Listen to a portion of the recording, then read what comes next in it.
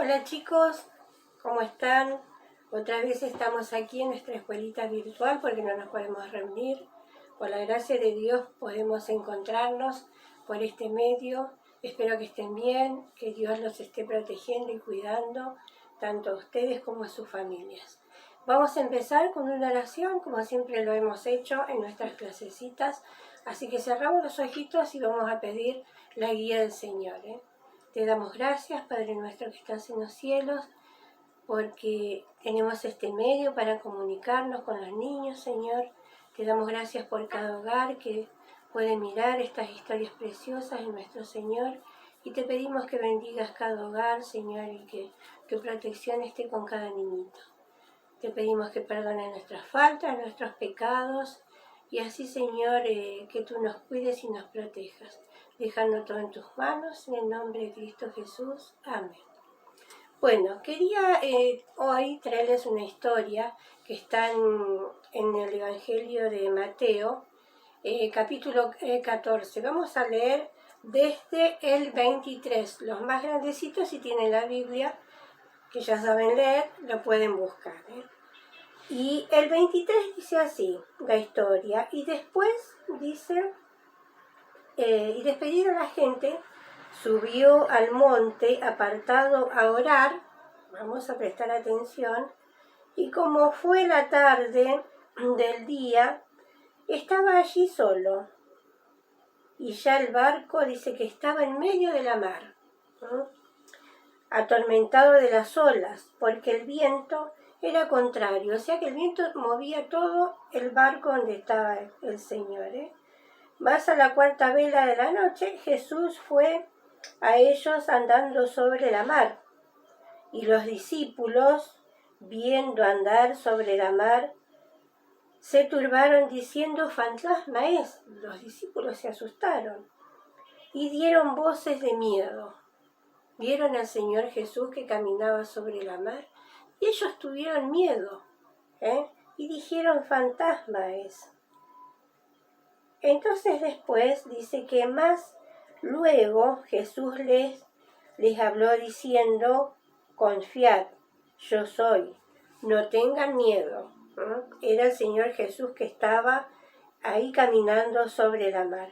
Entonces le respondió Pedro, que era uno de sus discípulos, y dijo: Señor, si tú eres, manda que yo vaya a ti sobre las aguas.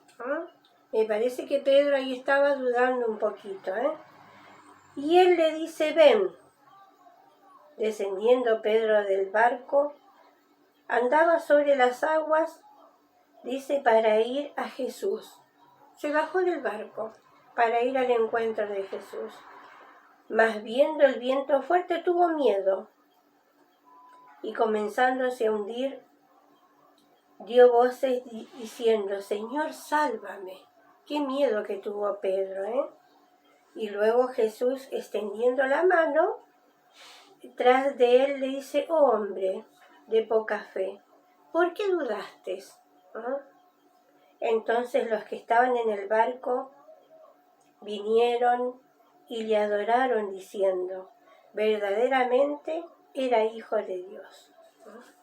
Miren, qué historia tan preciosa, Porque el Señor, ellos estaban con Cristo, con Jesús, ¿no es cierto?, el Hijo de Dios.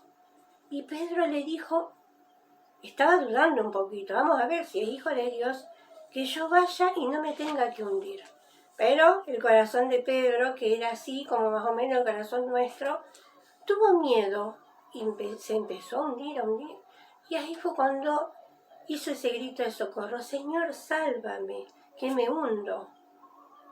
Entonces el Señor, con todo su amor, le extendió su mano para que él no tuviera más miedo. Hasta que fue al encuentro del Señor Jesús y trabó de su mano para que él no se hundiera. De todos modos se iba a hundir, porque el Señor estaba con él.